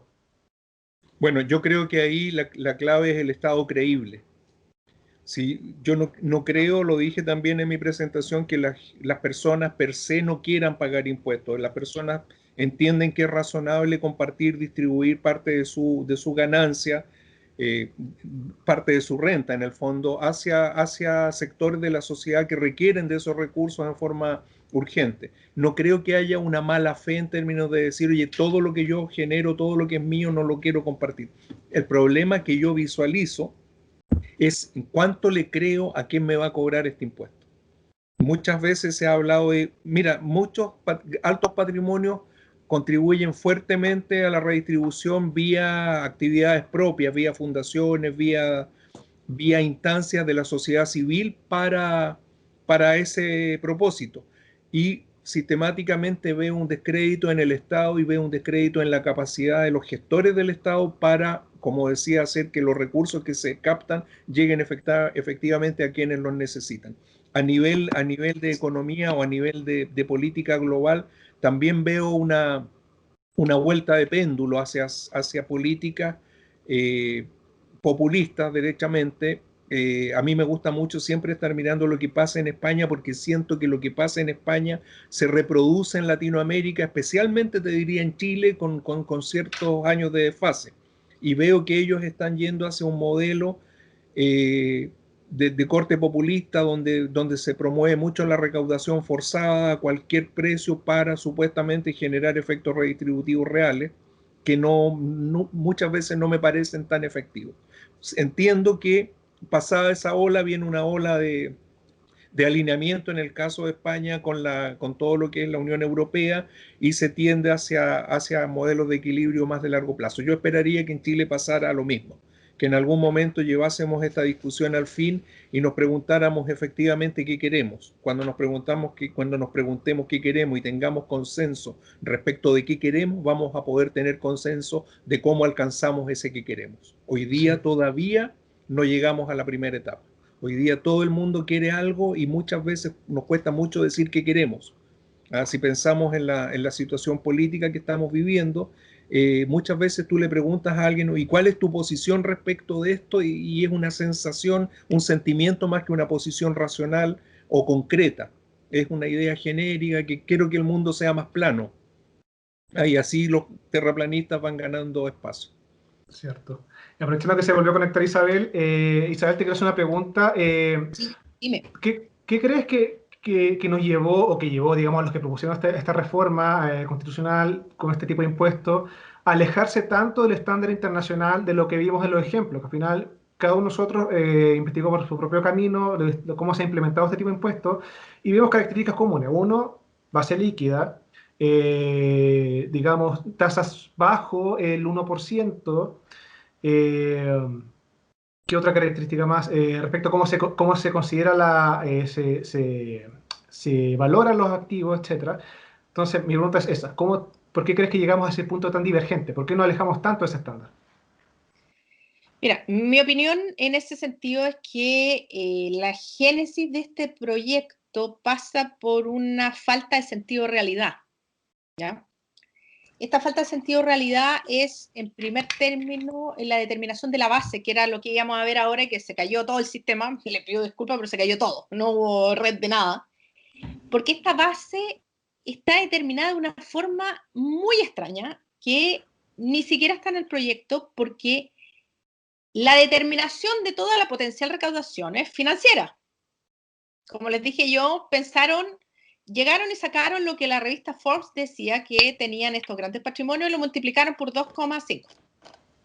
Pero la base, si uno entra ya al fondo del proyecto, está determinada de acuerdo a la valorización de activos de la Ley de Herencia y Donaciones. La Ley de Herencia y Donaciones no es una valoración financiera de los activos. O sea, para empezar, tenemos un error de determinación de la recaudación potencial. Así, entrando a mirar la ley, sin nada. ¿Por qué hicieron eso? Porque en realidad mi opinión es que no se dieron cuenta que entraron a conversar dos mundos distintos y no se dieron cuenta que eran dos mundos distintos. Sí. Porque la valoración de esta potencial recaudación lo hizo efectivamente un economista que se basó en una valorización potencial de acuerdo a una valorización financiera. Pero cuando uno entra a la práctica y tiene que aplicar un impuesto sobre algo, tiene que hacer una base determinada. Y lo lógico hubiera sido usar la base que existe, no empezar a buscar bases inventadas, por decirlo así, o generar bases nuevas en temas tan complejos. Entonces, ¿qué encontraron? La ley de herencias, que es la única que valora activos, pero la ley de herencias no lo hace en base financiera, todas, algunas sí. Pero se le quedaron el 80% de la clase de activos afuera, porque estamos hablando de una ley de herencia que es 16.000, o sea, estamos hablando de una ley de herencia del año 60, en que no existían ni derivados, no existían trusts, no existían ninguna de las estructuras complejas de activos que existen hoy. Si nosotros estamos hablando de los 800 patrimonios de personas naturales más altos de Chile, estamos hablando de derivados, trusts y todas las figuras nuevas de inversión que existen, que claramente la ley de herencia no las va a poder valorizar. Entonces, la base del impuesto ya es un engendro que nadie entiende muy bien cómo va a ser valorizado, ni siquiera los que proponen la ley, porque no saben bien cómo se valoriza. Eso es uno. Dos, tienen una visión bastante irreal de cómo podría llegar a determinarse ese valor. Y otro, ¿cuál es la solución? ¿Quién valoriza? El Servicio de Impuestos Internos. El Servicio de Impuestos Internos ya ha tenido hartos problemas con los bonos. Ya tuvimos más de una semana sin la página, sin que la gente pudiera sacar los bonos, y están pretendiendo que haga una determinación no tributaria, sino que una determinación de activos complejos, que incluso para un economista experimentado son difíciles de hacer. En una conversación que tuve, realmente salieron cosas bastante extrañas, como la valorización de las obras de arte. Porque todo esto incluye obras de arte. Estamos pensando en gente con mucho patrimonio y el pensamiento es que lo tasen los expertos del Museo de Bellas Artes y la gente vaya con sus obras de arte al museo y le tasen las obras de arte. La tasación de obras de arte es extremadamente compleja, no es así. Y todo esto dentro del plazo de un mes. ¿Ah? Entonces, claramente está fundamentado en temas irreales. ¿No? Además, aquí ni siquiera tienen exclusiones de ningún tipo. Están pensando en las obras, están pensando en cosas que no es llegar y valorizar. Entonces, está fundamentado en algo muy irreal, está fundamentado en una fiscalización potencial, porque todo esto es de declaración voluntaria, como casi todos los impuestos. En una fiscalización potencial en que los requisitos técnicos van a ser muy complejos. O sea, es totalmente irreal. Sí, estamos viendo como el mundo de los locos, aquí el tuerto gobierna y no hay ninguna bajada de la realidad. Y tocando el tema de la valorización y la complejidad que de los patrimonios actuales, cómo se conforman, quiero pasar la pelota a Héctor, que al final, Sí. Héctor, que está a cargo del área de finanzas corporativas y que ve temas de valoraciones y puede estar y sabe mucho respecto a qué tan complejo puede ser un patrimonio de una persona, especialmente ese nivel de renta. Entonces, preguntas, ¿qué tan difícil en 30 días podría ser valorizar o valorar, digamos, un patrimonio de esas características tan complejos que implique obras de arte, quizás caballos fina sangre, derivados y otro montón de cosas más? Sí. Bueno, nosotros como firma valoramos obras de arte, valoramos ganado especializado, valoramos activos biológicos. El punto es que la metodología en el mundo existe para valorar. El punto es el de Isabel, es muy central.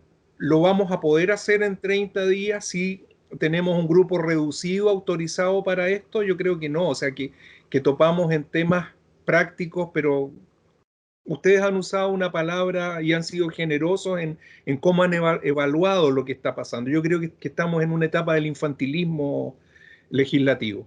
O sea, alguien postuló, bueno, comparto contigo, Isabel, absolutamente la idea de que ir a la ley de herencia con sus tablas y sus lógicas que son de otra época es complejo el día de hoy para el día de hoy aplicarlo a temas de herencia, más allá para aplicarlo a temas patrimoniales. Cuando hablamos de esta situación estamos disparándonos en los pies como sociedad. Estamos diciendo, mira, vamos a permitir o vamos a pedirte que el señor del museo valore, y probablemente puede valorar obras de arte, pero tiene que darle un contexto distinto al que le daba hace un año atrás. Y esa información no la tiene. Él sabe cómo se valora un cuadro, una escultura, en función del artista que la hizo, de la época que la hizo, pero el contexto de mercado ni siquiera existe para que podamos tener elementos objetivos. Los derivados financieros los podemos valorar porque tenemos metodologías. Y lo que podría pasar en la práctica es que cada persona valorase de acuerdo a su mejor criterio o sobre la base de los asesores con los que siempre trabaja. Pero llegado el momento de una fiscalización, el servicio va a poder tasar, y si no está de acuerdo vamos a terminar en peleas infinitas que lo único que hacen es destruir valor societario como sociedad global para efectos de cobrar 2 pesos más o 2 pesos menos. No veo ahí, o sea, comparto con Isabel absolutamente lo ilógico que resulta esto. Me acuerdo hace poco hubo una iniciativa legislativa que al parecer no prosperó, pero que no sabemos si el día de mañana vuelve a surgir, que decía, oye, ley de herencia, todo el exceso de 2.000 millones, todo el exceso de 2.000 millones va a ser a beneficio fiscal y tú te quedas con 2.000 millones que puedes dividir en una renta de 4 millones y te alcanza para no sé cuántos meses. ¿De qué estamos hablando? Estamos hablando de monedas en un mundo complejo como este, de monedas distintas, de instrumentos de inversión que pueden durarte 24 horas, ¿no es cierto? Y esa lógica, te juro, escolar de básica, digamos, que divido 2.000 por 4 millones y me da no sé cuántos meses, eso está hoy día a nivel de los legisladores. Es preocupante, por decirlo elegantemente. Ahora, si pongámonos en la situación de el supuesto y, digamos, los legisladores, digamos, Camila Vallejo y su equipo, hubiera sido más sensata. Y hubiera dicho, ¿sabe qué? Vamos a poner un impuesto a los súper ricos, una tasa progresiva que es un 0,25, un 0,85, sobre base valor de mercado de los activos, sobre valor neto, o sea, sobre patrimonio neto, y además vamos a poder aplicar créditos contra ese impuesto asociado al impuesto al patrimonio, al impuesto a la renta, etc. ¿Tú cómo crees que se hubiera comportado, digamos, de manera general, digamos, los expertos tributarios, los grupos económicos y en general, digamos, la sociedad en general frente a ese mismo impuesto? Y es una pregunta abierta por ustedes dos. Isabel, por favor. A ver, el tema de la contribución general a la sociedad es un tema que siempre va a estar presente. Yo creo que el tema no es más bien el cómo. ¿Ya? Yo creo que Héctor dijo algo muy, muy relevante. Es con varias de las personas que podrían potencialmente estar grabadas con este impuesto, hemos tenido bastantes discusiones y conversaciones. El tema es, ¿qué pasa con eso que yo voy a aportar? Siempre y teóricamente se da la dicotomía de el destino de lo que yo aporto y cómo queda reflejado, cómo yo veo efectivamente ese aporte. Una de las grandes preguntas para la estructuración de los impuestos y que a su vez lleva a la elusión y la evasión es la falta de transparencia del uso del impuesto que yo aporto al Estado. Si yo no tengo claridad del destino real de lo que yo contribuyo, si yo veo que esta contribución se diluye en un Estado que tiene corrupción, un índice de corrupción alto, o veo que se diluye en utilizaciones poco prácticas de este dinero en un Estado sobredimensionado que no es efectivo, yo voy a tender a intentar no pagar impuestos, por un método o por otro. Elusión hasta evasión. Y eso está medido, y hay índices directos. O sea, mientras más corrupción, más intentos de evasión. Entonces, nuestro país en este minuto tiene un gran problema porque aumentó el índice de corrupción. Por lo tanto, ahora la gente, cada vez que tiene que pagar un impuesto, le va a doler más. Porque no sabe a dónde va a ir a parar lo que está pagando. Y eso es una percepción que lleva a una conducta económica. Entonces, si nosotros le estamos diciendo que aporten X millones de millones al Estado, y por otro lado estamos viendo que tenemos juicios por distintos sistemas de corrupción, ABC, lo que sea, del lado que sea, da lo mismo, vemos que la gente no le llega al final este recurso,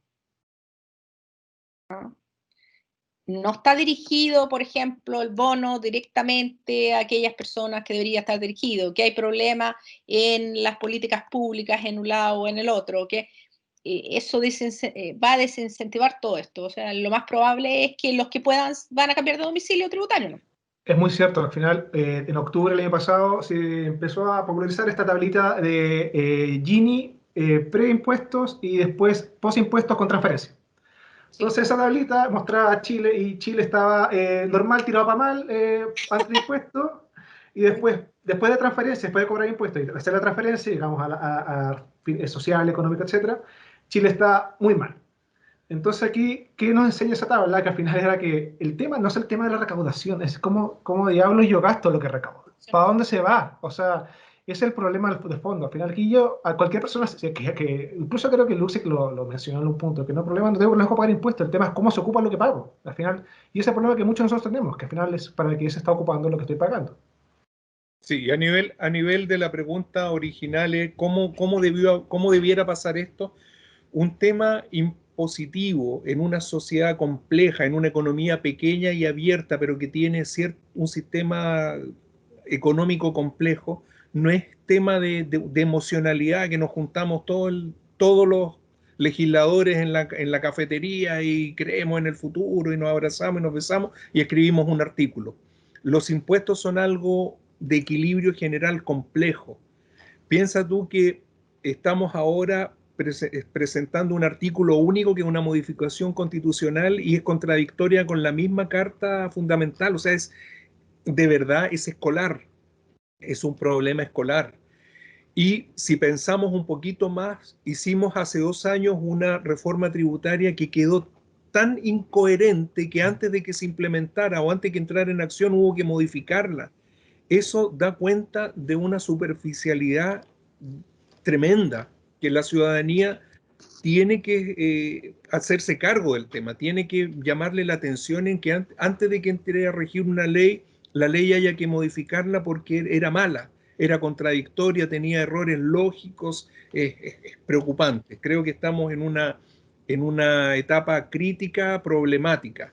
Cuando vemos las cosas como las que mencionábamos hoy, esta forma de legislar tan superficialmente, es una preocupación de la cual debemos hacernos cargo y cuyo efecto de corto plazo es el desestímulo para la inversión. El desestímulo para la inversión aleja los capitales y al alejarse los capitales, yo les decía, amenaza nuestra posibilidad de crecimiento a mediano plazo. Me gusta mucho la frase que señalé, que por cierto no es mía, de que dice que la inversión de hoy es el trabajo de mañana. Ojo con eso, ojo con eso. Ahora no sé si es que alguien del público quiera aportar algo, es una pregunta, por favor, adelante, estamos más que abiertos a recibir preguntas, ya sea por el chat o por micrófono abierto.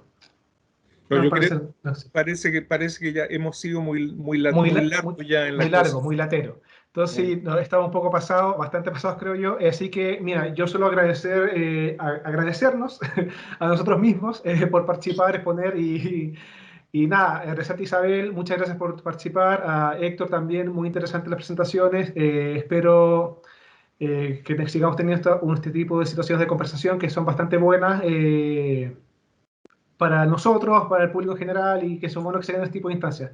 Así muchas que gracias. Sí.